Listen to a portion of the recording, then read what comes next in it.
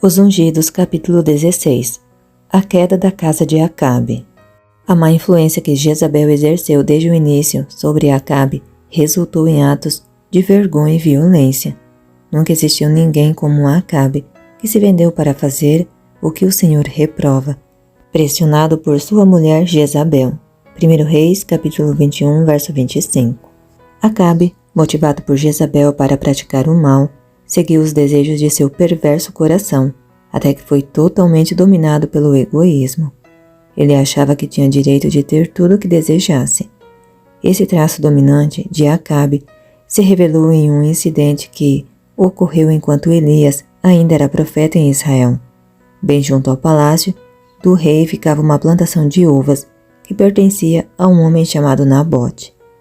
Acabe decidiu que aquela vinha seria sua.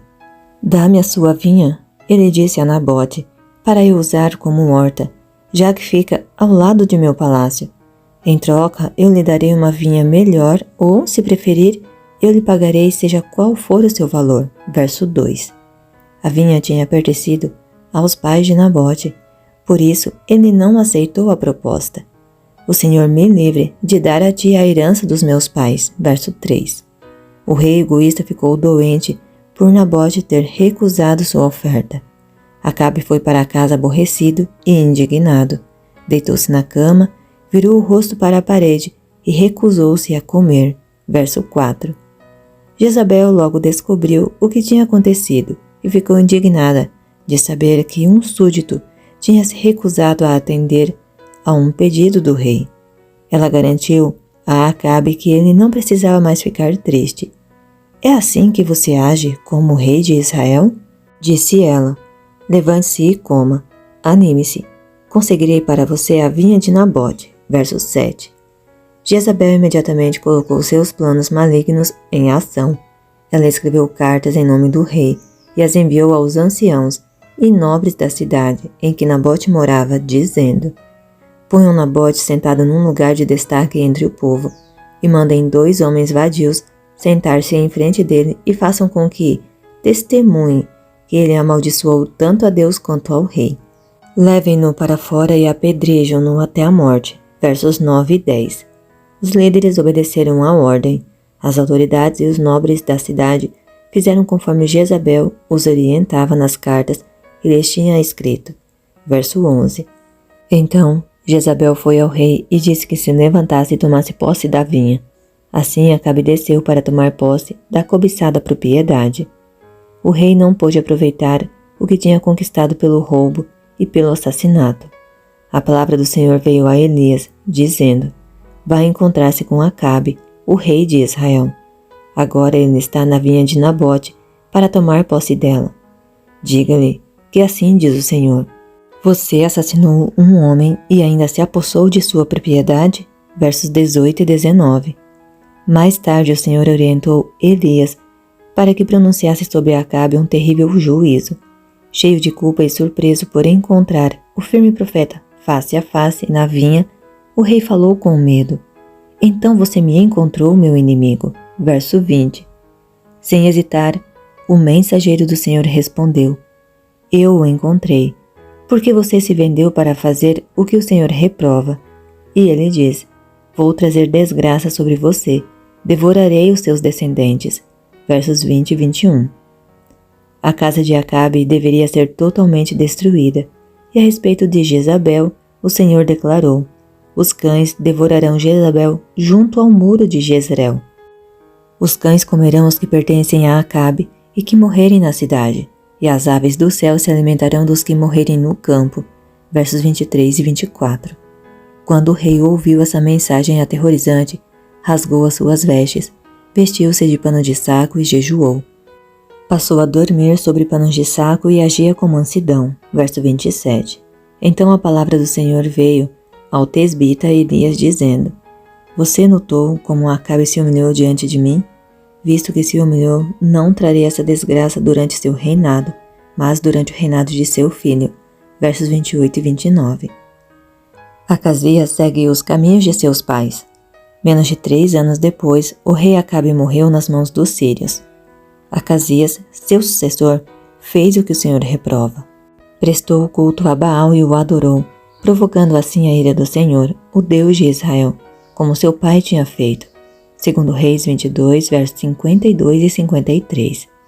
Mas os juízos vieram em seguida, uma guerra desastrosa contra Moabe e depois um acidente que colocou sua própria vida em risco, demonstraram a ira de Deus contra ele. Depois de cair da sacada de seu quarto, Acasias ficou gravemente ferido e enviou alguns de seus servos para perguntar a Baal-zebub se ele sararia ou não. Acreditava-se que o deus de Ecrom dava informações sobre o que aconteceria no futuro por intermédio de um de seus sacerdotes, mas as previsões vinham do príncipe das trevas. Um homem de Deus se encontrou com os servos de Acasias e enviou a seguinte mensagem ao rei: acaso não há Deus em Israel? Porque vocês vão consultar Baal-zebub, deus de Ecrom. Por isso você não se levantará mais dessa cama e certamente morrerá. Segundo Reis 1, versos 3 e 4. Assustados, os servos voltaram depressa ao rei e repetiram as palavras do homem de Deus. O rei perguntou: como era o homem que os encontrou e lhes disse isso? Eles responderam: ele vestia roupas de pelos e usava um cinto de couro. Era o tesbita Elias, exclamou Acasias, versos 7 e 8. Ele sabia que se fosse mesmo Elias, as palavras de condenação certamente se cumpririam. Ansioso por reverter a sentença, Acasias ordenou que o profeta viesse até ele. 2 vezes Acasias enviou soldados para intimidar o profeta e 2 vezes a ira de Deus caiu sobre eles como juízo. A terceira companhia de soldados humilhou-se diante de Deus e seu capitão caiu de joelhos diante de Elias e implorou: homem de Deus, tem consideração por minha vida e pela vida destes seus 50 soldados, teus servos.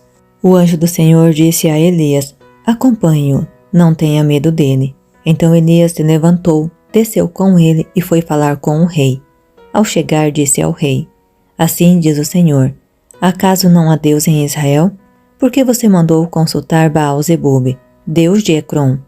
Por isso você não se levantará mais dessa cama e certamente morrerá. Versos 13 a 16. Durante o reinado de seu pai, Acasias tinha visto os terríveis castigos que Deus tinha dado a Israel por abandonar sua fé. Viu a maneira como ele trata os que colocam de lado a sua lei. Mesmo assim, seguiu como se essas evidências horríveis fossem apenas histórias sem sentido. Finalmente decidiu seguir Baal, e por meio dessa decisão, demonstrou a mais ousada rejeição de Deus. Rebelde e sem disposição de se arrepender, Acasias morreu, conforme a palavra do Senhor anunciada por Elias. Verso 17. Formas satânicas de culto em nossos dias. Hoje em dia, as pessoas talvez não se ajoelhem diante de deuses pagãos, porém, milhares estão adorando no altar de Satanás, assim como o rei de Israel. O espírito de idolatria está em todo lugar, apesar de ter assumido formas mais refinadas e atrativas do que nos dias de Acasias, quando enviou mensageiros ao deus de Ecrom. A fé na segura palavra da profecia está em decadência, e em seu lugar, superstições e magia cativam a mente de muitos. Os mistérios do culto pagão são substituídos pelo ocultismo e fenômenos de médios espíritas. As revelações desses médios são recebidas com interesse por milhares que se recusam a aceitar a luz por meio da palavra de Deus. Há muitos que nem podem se imaginar consultando médios espíritas, mas são atraídos por formas mais agradáveis do espiritismo. Outros são desviados pelo ensino da ciência cristã e pelo misticismo de teosofia e outras religiões orientais. Os apóstolos de quase todas as formas de espiritismo declaram ter poder para curar. Muitas pessoas procuram esses curandeiros em vez de confiar no poder do Deus vivo e na habilidade de médicos bem qualificados. A mãe, ao lado da cama de seu filhinho enfermo, exclama: não existe nenhum médico que possa curar meu filho? Alguém lhe conta a respeito das maravilhosas curas realizadas por algum curandeiro, e ela decide confiar seu filhinho querido a seus cuidados, colocando a criança nas mãos de Satanás, como se, de fato, ele estivesse ao seu lado. Em muitos casos, a vida futura da criança é controlada por um poder satânico. Deus tinha motivos para reprovar a infidelidade de Acasias. O que ele deixou de fazer para inspirar o povo de Israel a confiar em seu amor? Mesmo assim, o rei de Israel decidiu se desviar de Deus para pedir ajuda ao pior inimigo de seu povo, declarando aos pagãos com essa atitude que ele confiava mais nos ídolos deles do que no Deus do céu. É uma desonra quando homens e mulheres evitam a fonte de força e sabedoria para buscar auxílio ou conselho dos poderes das trevas. Os que se entregam aos enganos de Satanás podem achar que receberam grandes benefícios, mas isso prova que seu comportamento é sábio ou seguro? E se a vida for prolongada? E se conseguirem vantagens mundanas? No fim, será que valerá a pena ter desrespeitado a vontade de Deus? Todas as aparentes vantagens, no fim, provarão ser uma perda irreparável. Depois de Acasias, veio Jorão, seu irmão, que reinou por 12 anos. Durante esses anos, Jezabel ainda estava viva e continuou a exercer sua má influência sobre a nação. Jorão fez o que o Senhor reprova, mas não como seu pai e sua mãe, pois derrubou a coluna sagrada de Baal que seu pai havia feito. No entanto, persistiu nos pecados que Jeroboão, filho de Nebate, levara Israel a cometer e deles não se afastou. Segundo Reis 3, versos 2 e 3. Foi durante o reinado de Jorão sobre Israel que Josafá morreu, e seu filho, chamado Jeorão, assumiu o trono do reino de Judá. Por ter se casado com a filha de Acabe e Jezabel, Jeorão de Judá estava intimamente ligado ao rei de Israel e seguiu Baal, como a família de Acabe havia feito. Ele até construiu altares idólatras nas colinas de Judá, levando o povo de Jerusalém a prostituir-se e Judá a desviar-se. Segundo Crônicas 21, verso 6 e verso 11. Deus não permitiu que o rei de Israel seguisse com esse terrível abandono da fé sem ser repreendido. O profeta Elias não poderia ficar em silêncio enquanto o reino de Judá seguia o mesmo caminho que tinha levado o reino do norte à beira da destruição. O profeta enviou a Jeorão de Judá uma mensagem escrita, em que o perverso rei leu as terríveis palavras. Assim diz o Senhor, o Deus de Davi, seu antepassado: você não tem andado nos caminhos de seu pai Josafá, nem Asa, rei de Judá, mas sim nos caminhos dos reis de Israel, levando Judá e o povo de Jerusalém a se prostituírem. E ainda assassinou seus próprios irmãos, membros da família de seu pai, homens que eram melhores do que você.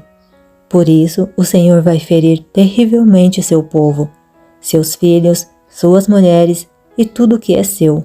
Você ficará muito doente. Versos 12 a 15. Em cumprimento dessa profecia, o Senhor despertou contra Jeorão a hostilidade dos filisteus e dos árabes. Eles levaram todos os bens que encontraram no palácio do rei, e também suas mulheres e seus filhos. Só ficou Acasias, o filho mais novo.